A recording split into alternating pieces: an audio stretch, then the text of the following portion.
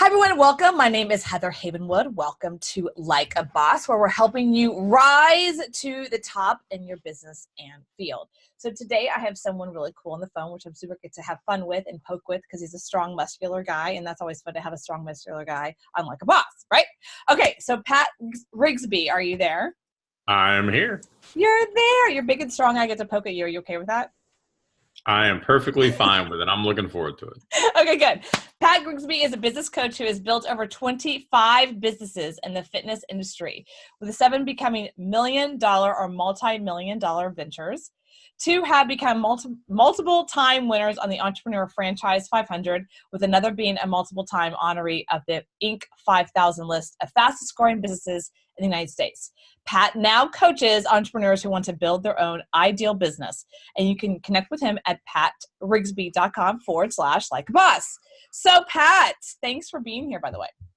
My pleasure. Excited to hang out with you for a little bit. So I have to ask, you obviously, if people aren't watching you right now, because I do this on YouTube, we do this live video, right? We also have it on YouTube and Roku and everything else in 17 different radio stations. But if they're not looking at you, you're like a strong, tough guy, right? Did you grow up military? Nope. I was a college baseball coach and college strength coach before I got into business, but that's about as strong and tough as Really? yeah. I mean, you look like right now I could say, Pat, will you drop and do 50 and you'd be good. Like that's... Well, let's not do that while we're on camera. So, I'm not going to make you do that, but like you just look like a strong guy. So it's no wonder you're in the fitness industry. So tell us more about your businesses that you took them to multi-million-dollar levels. Tell us more about those kinds of businesses. So as I mentioned, I got out of the baseball coaching, strength coaching kind of world, and I knew I wanted to own a business, and that was the stuff that I knew. So right.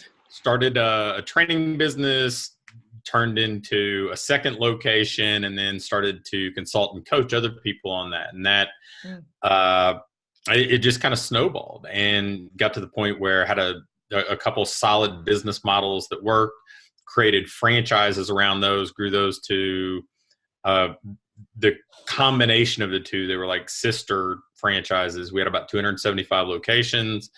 And then in addition to that, had, consulting company, education company with certifications, and a handful of other things that were very much related to helping small business owners, be it health businesses, like medical-based businesses, fitness businesses, or sports performance businesses, succeed. Okay, great. So I love that you're so vague, but let's not go vague. So let's go in the 275 franchise. What was the name of the company? Fitness Revolution and Athletic Revolution were the two organizations. So are those training companies like what kind of training? Like, because there's different kinds of training in the world of fitness training, right? So can you break that down?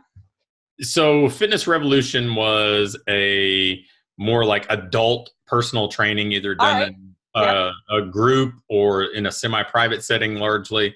Athletic Revolution was more youth fitness, sports performance, typically ages 6 to 18 with, a few professional athletes kind of mixed in.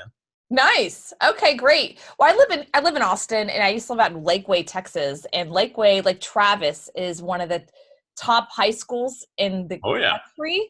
Yeah. So there's like football players literally moving here with their kids to take them through Lake Travis to become, and actually Colt McCoy, who just played first string and quarterback this last 2 weeks, believe it or not, came from Lake Travis. And so I think it's really kind of cool. This is kind of a breeding ground. So I think your business model is so critical. I saw some of the guys here locally, trainers, that moved into that space, which is focusing on that. What would you call that? The teen, preteen age? Yeah, I mean, adolescent and teen type of stuff, which, it's booming. I mean, it is, huge. It's booming. I remember, this is a true story, Pat. I literally work out at 7 a.m. with one of the trainers that worked a lot with that group.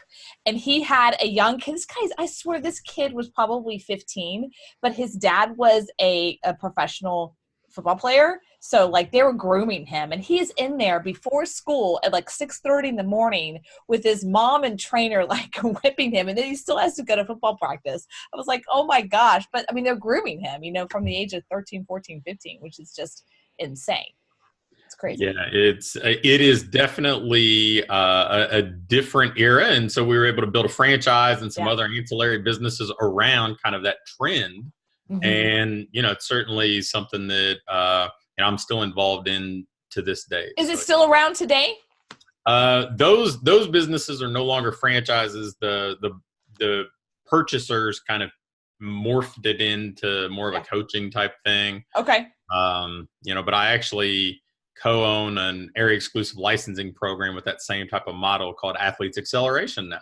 So Oh, nice. Okay, well, it's a big business and it's a very successful business, so that's really great. So what do you do now? You talk about helping people with their ideal business. What does that mean exactly? So I think most entrepreneurs like you, like me, we have this vision. We start to build something, we're excited about it, and sometimes it just kind of takes on a life of its own, and we almost become reactive to it. And so I said, well, you know what? If we're smart enough to build this great business that throws off money and has a big impact, then we should be able to actually build it in a way that's fulfilling to us, that is providing us the income that we want. We're working with the clients we want to have. So I focus more in on now probably helping people build the business they want, instead of just saying, hey, here's my business in a box, come adapt to it. I'd rather craft something that adapts to you. Right. Okay. That makes sense. So tell us more what that looks like. If someone came to you and said, okay, you're a business coach, what kind of clients are you doing and working with? And is it, what kind of businesses? Primarily service businesses, those businesses that I had touched on: health, fitness, sports performance, but I mean, some attorneys, some people outside of those specific industries. And, so we talk about their goals. We talk about what their vision is, who their ideal client is. And then we kind of put all this in a framework that I know that works. So yeah, we know fundamentals that work in business. And so we take their individual preferences, strengths, skills, and put this into this really 3-part framework where we attract the right prospects. We take them through a customized kind of conversion process to get those people to move from interested to ready to do business with them. And then we deliver a dream come true result through an experience that client's going to enjoy. So we basically retrofit those 3 units to their respective goals and visions and strengths. Well, let's just stop right there. I'm going to put a hole in your whole theory there, because you did say that you work with attorneys, and so having a great outcome is not always the best with attorneys. Fair enough. I will accept that willingly. Yes. I mean, I'm just saying, in the 3 attorneys that I talk to on pretty much a weekly basis right now, you know exactly what I'm talking about if you're listening, which you're probably not, but that's okay. Yeah. So other than attorneys, I get what you're saying. So what I hear, and I used to work with my ex was actually a chiropractor, and so I actually worked in his business. And so some of those systems and structures of being able to bring someone in and convert them and have them do a service over a period of time and have them be healthy and well and feeling good when they leave. I mean, that's kind of what you're saying, is like attracting them and converting them with that systems and structures and actually having the result. And that's a challenge, especially when you're dealing with the human body and you're dealing with issues with the human body that you can't necessarily foresee. You can't always control all the elements, Are there certain kind of elixirs or certain things that you do with businesses, like in the health and wellness? I like stay in that service business, health and wellness space, where it's different than other business coaches?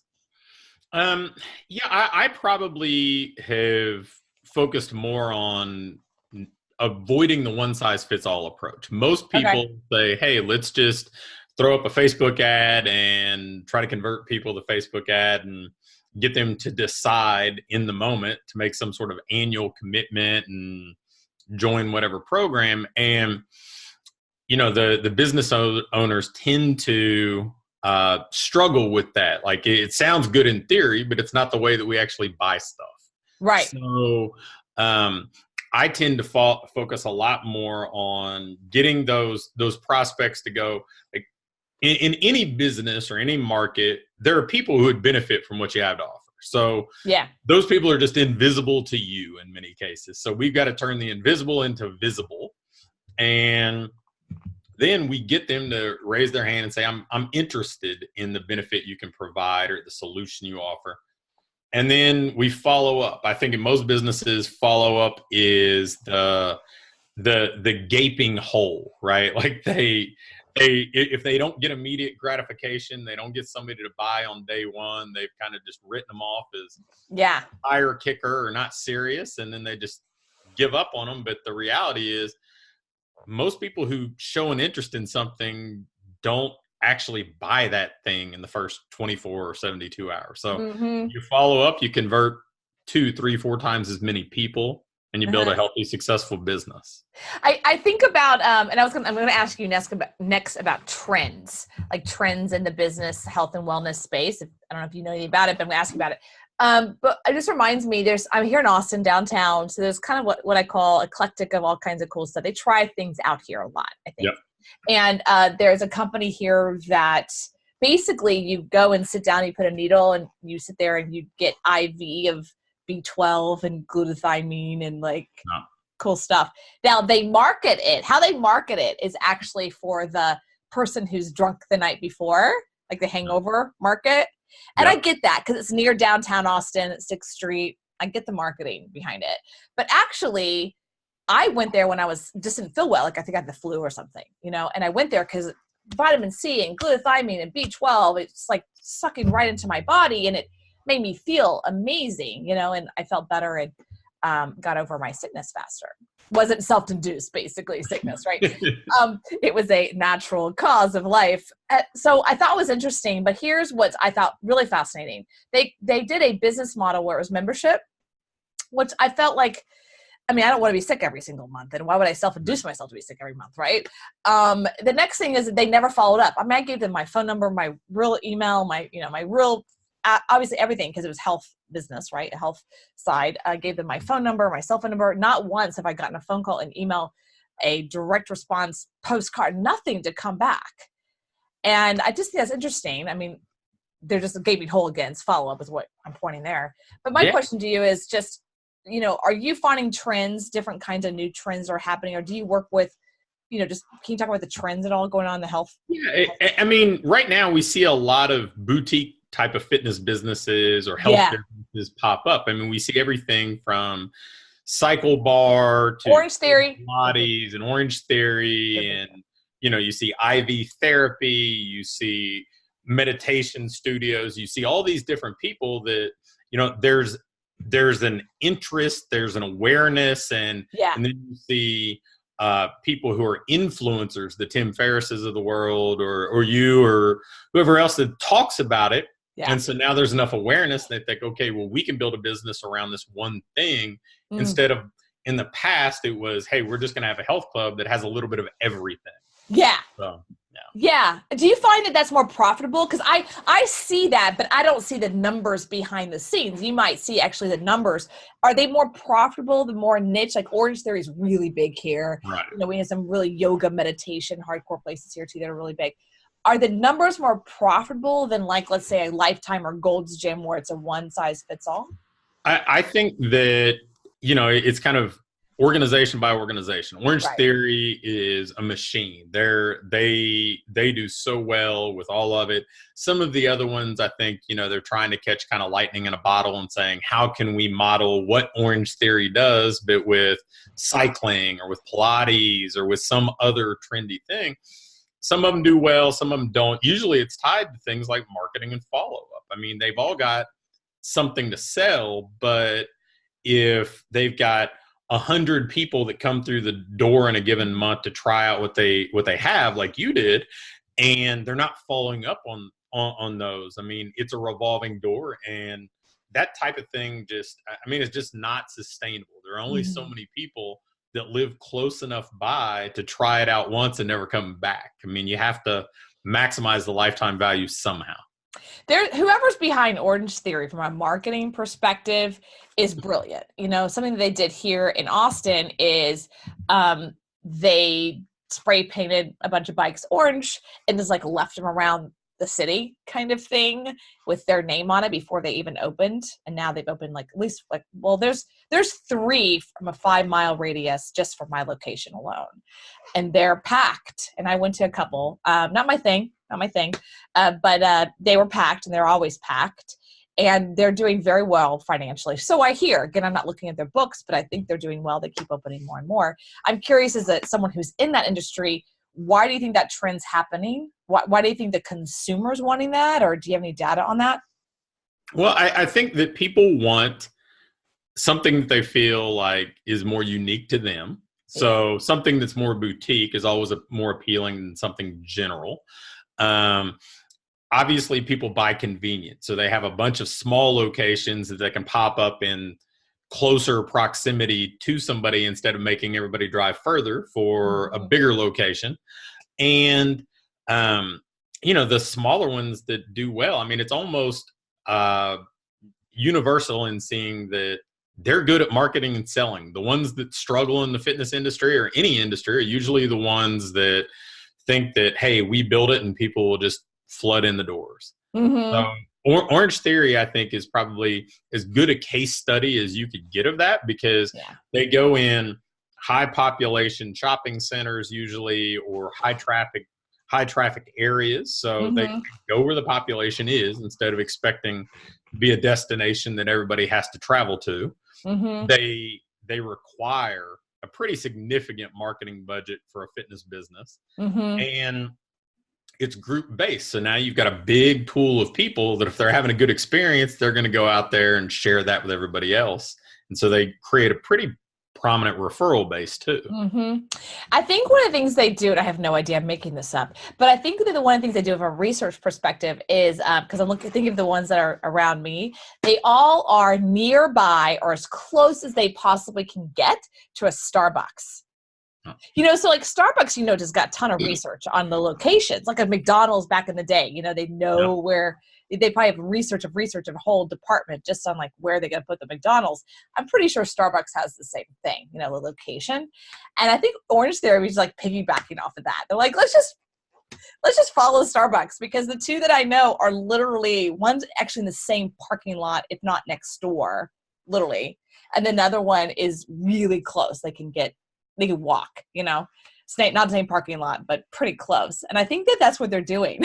They're just like, there's a Starbucks, let's just put one there, which makes sense. Well, if you contrast that with most fitness businesses, most of the boutique places or the training facilities, they're not in high traffic retail areas, right? They're in light industrial parks, they're tucked away. And so they don't get the luxury of seeing all this visibility. They don't get to be next to restaurants or Starbucks or something that have hundreds of people walking through the door every day. And so that, obviously Orange Theory pays more for that, but it keeps them in front of people over and over and over. And so it's like this intrusive follow-up that you can't avoid. I mean, it's like a building. Yeah, they are in Class A, high volume retail space, technically. They're not in industrial. They're in retail, Class A space. And that's expensive, especially in Austin. Austin's 20%, but that's expensive. So that's going to come down. And I think it's interesting because they have a limit on numbers of people. I would love to see the financials one day. I'd love to. I just think it's interesting because they do have a limit on the number of people in the class. There's a limit, like a bucket that's limit. And then they're in Class A retail space with extremely expensive retail space. So it's an interesting model. I was just curious. Do you have any experience in e-com or supplement business at all, the fitness industry? A little bit. I've consulted with a couple supplement businesses. I've owned an equipment company. I consult with another. So I certainly am around it enough. It's not been my primary business, but I definitely am pretty involved. So what's your take on CBD oil?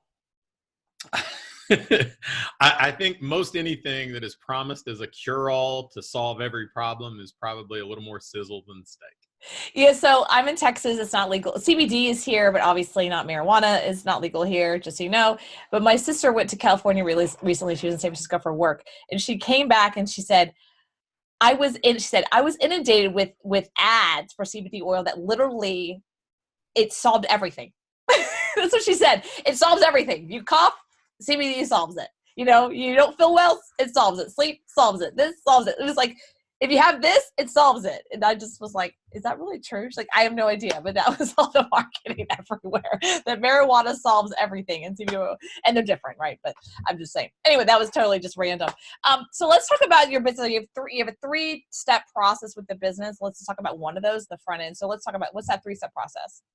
So when we talk about attract, like I mentioned, there are people in Austin, there are people in Louisville, Kentucky, there are people everywhere that say, hey, yeah, I would benefit from what you have to offer, or I would like the result that you provide, or something like that. And so the problem is, we don't know who they are a lot of times. They're invisible to us. We know they exist, but they're invisible to us. So we've got to make them visible. We've got to get them to raise their hand and say, yeah, I'm interested. They may not be ready to buy now, because most people, before they commit to doing something, they want to do a little bit of research, a little discovery. But we've at least got to know who those people are. So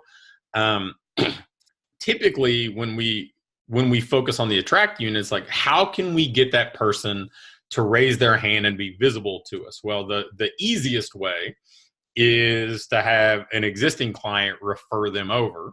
So, they get to kind of go out there and be an ambassador for what we do.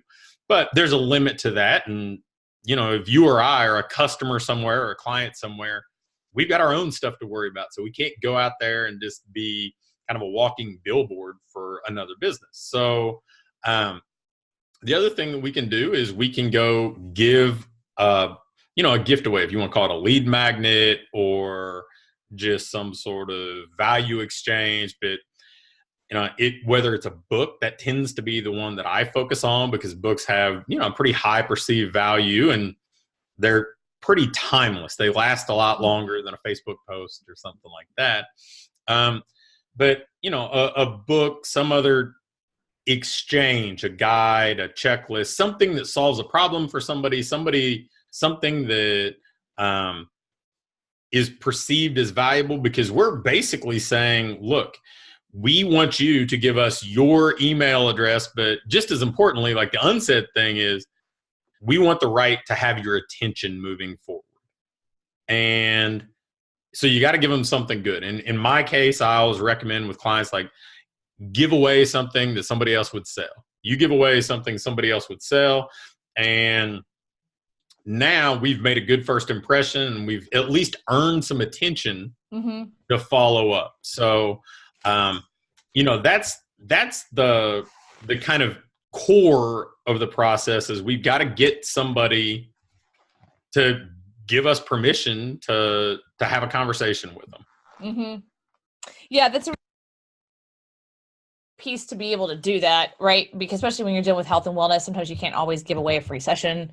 Like I think of the vitamin company, they're not going to give away a free, me sitting there and putting an IV. They gave me nothing for free. I just kind of walked in. It's like, I don't feel well. Can you fix that? And they're like, yeah, we're going to try.